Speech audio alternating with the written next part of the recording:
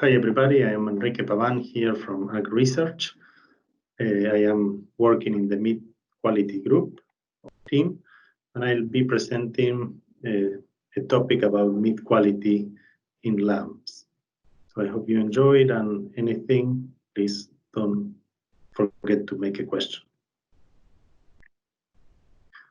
Well, I'll be presenting what's behind consumer flavor preferences for New Zealand lamb. And in this study participated people from AgResearch, from different groups, from the University of Otago, from IRTA Spain, and also from the Alliance group here in New Zealand. Well, one of the main things when we are talking about meat eating quality is how important is it for consumers. And one is the easiest way to know that is asking how much are they willing to pay for a better quality. Therefore, we ask that question to consumer, and we obtain the following results. We have here, I'm presenting 4 different qualities: unsatisfactory, like everyday, better than everyday, and premium, meat eating quality, and the relative price, where 100% is the price they are willing to pay for like everyday. And it's what they were paying at that moment was 70.1 New Zealand dollars per kilogram. That was 100%. And what we observe is that if we improve the quality, they are willing to pay more. How much more? Well, 50% for better than everyday quality and 100% more for premium eating quality. Therefore, consumers are expecting and willing to pay more if we can improve the eating quality of lamb meat. So now the question is how we can improve the eating quality.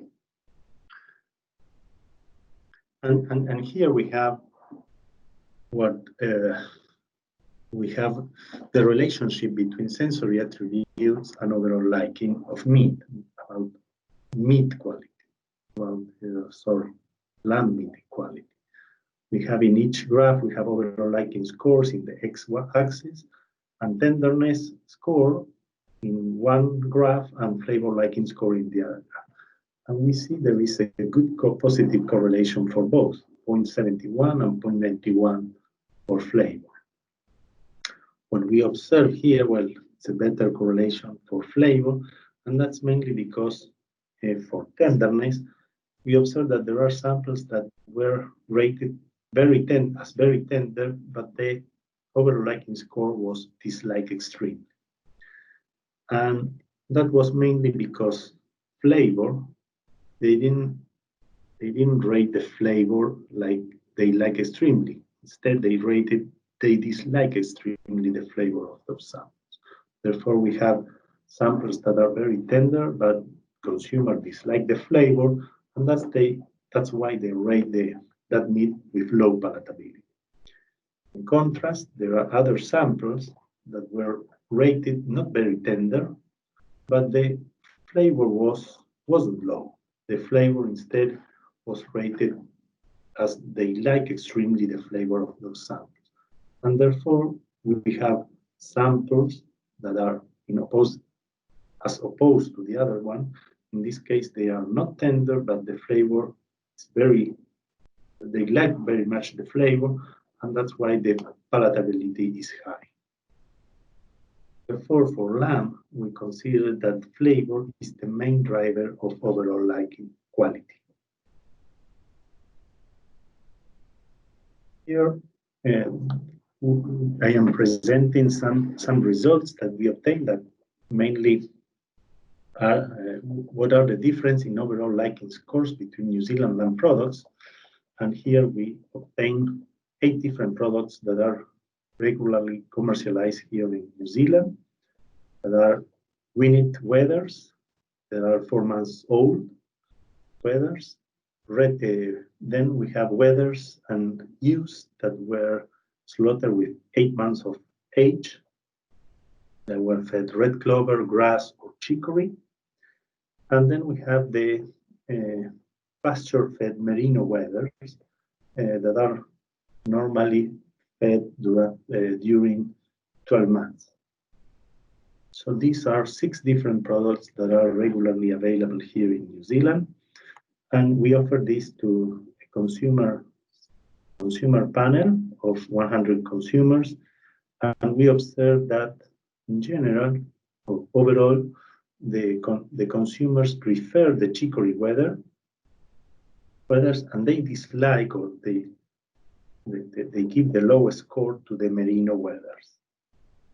Whereas all the other products were intermediate. Red clover weathers were not different from the highest, whereas the winged weathers were not different from the merino weathers. And the grass and chicory use, the grass weather and chicory use were intermediate, not differing from the highest and lowest. This is when we consider all consumers together. However, then we try to see, well, is there any difference among consumers?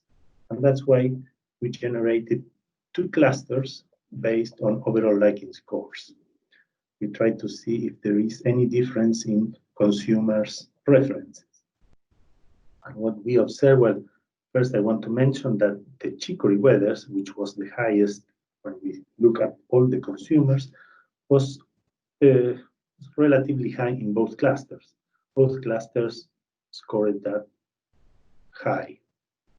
But there was a big difference in the main preferences between, for overall preference between these 2 clusters. In cluster 1, that was 85 consumers, they prefer the grass weathers against the red clover and the chicory use, which has the lowest scores. Whereas the cluster 2, that has 75 consumers, they prefer red clover and chicory use than the meat from grass weathers. Therefore, they have the opposite preferences. In addition, these 2 clusters differ in the preference for merino weathers. While cluster 1 consumers, they prefer merino weathers, the cluster 2 consumers, they did not prefer. They rated low as grass weather, right? So there are 2 different, although we have a general palatability perception, we have consumers that prefer one product against the other, and the other that prefer the opposite way. Therefore, we can, if we commercialize this product differently, if we can tell consumers what they are going to eat, they may choose one product against the other or otherwise. Here we have, I'm presenting a little bit more about this product. We observe that cluster 1, the meat that was preferred by cluster 1, what they rated very tender in cluster 1 was also rated very tender in cluster 2. There was a high correlation, 0.51%, for tenderness. However, the correlation for flavor liking between consumers in cluster 1 and cluster 2 was very low, 0.05, meaning that they agree in tenderness, but they didn't agree in flavor.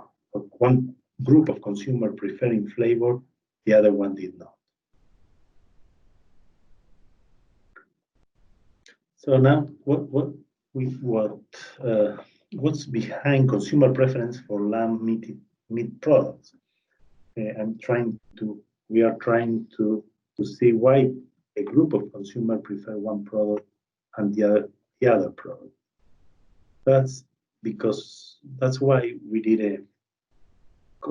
studied the fatty acid composition and the volatiles that meat produces, and we are presenting that in this principal component analysis. We have factor 1 and factor 2. In general, the variables I will explain here explain about 78% of the variation. And we observe that chicory use and weathers were close together with red clover and opposed to merino wethers. Grass wethers were intermediate, and wing wethers were some degree similar to the chicory and red clover, but a little bit different because they were higher in the y-axis. When we observe what happened with fatty acid composition, we observed that chicory and red clover wethers were high in polyunsaturated fatty acid, as was also the wing wethers, though wing wethers have higher proportion of CLA and transvaccinic acid, and in opposition to merino wethers, which have lower content of this fatty acid and higher content of these fatty acids. This is oleic acid, branched chain fatty acid, and heptadecanoic acid. It also have, merino wethers also have high proportion of higher total fatty acid content than chicory and red clover, and a little higher than wing wethers, but wing wethers also have higher than these two fatty acid composition. Then we observe what happened with the volatiles component. We observe that lambs, the meat from lambs that have higher polyunsaturated fatty acid have higher, produce a higher proportion of volatiles coming from these fatty acids, mainly here these ones, which are associated with the flavor of that type of meat. In contrast, merino wethers have a lower proportion of this fatty acid. And in the y-axis, we observe that octanoic, hexanoic acid and heptanoic acid were higher, and these are associated with not unpleasant flavors, like sour, rancid, fatty, or sweaty flavor. Octanoic acid was also associated in another study with mutton or goat-like odors. That are these products. When we plot the overall liking score, we observe that merino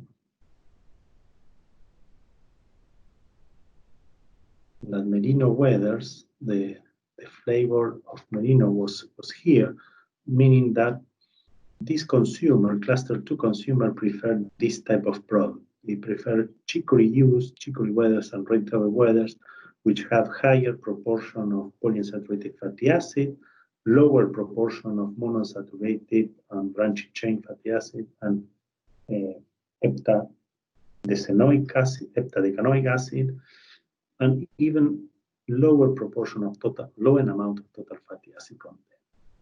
They have also a higher proportion or higher production of the volatiles coming from lipid oxidation.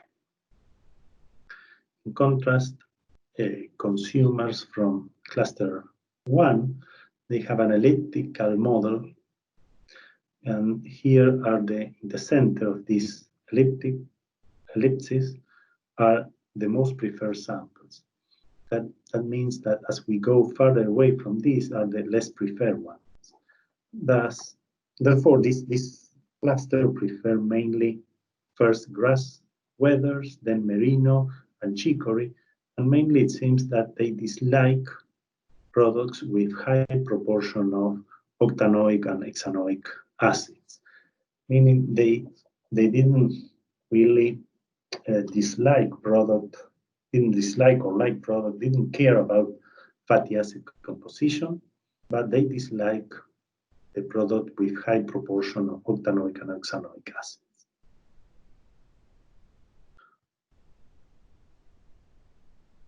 Well, therefore, the final remarks from the present study is that preference for New Zealand lamb differ among consumers. there is a greater value, or a greater value could be captured through product differentiation. We should be able to differentiate products, so a consumer that like chicory juice will buy chicory juice at a higher price, and the ones that prefer a grass product, grass weathers, will pay more for that product, and they will always get the product that they like. Flavor is the main driver of New Zealand lamb palatability, and the main drivers for consumer preference are total muscle fat content, polyunsaturated fat, branched chain fatty acid, monounsaturated fatty acid proportion, and the presence of unpleasant or other descriptors. So, well, thanks very much. And if you have any question, please don't forget to send it to us.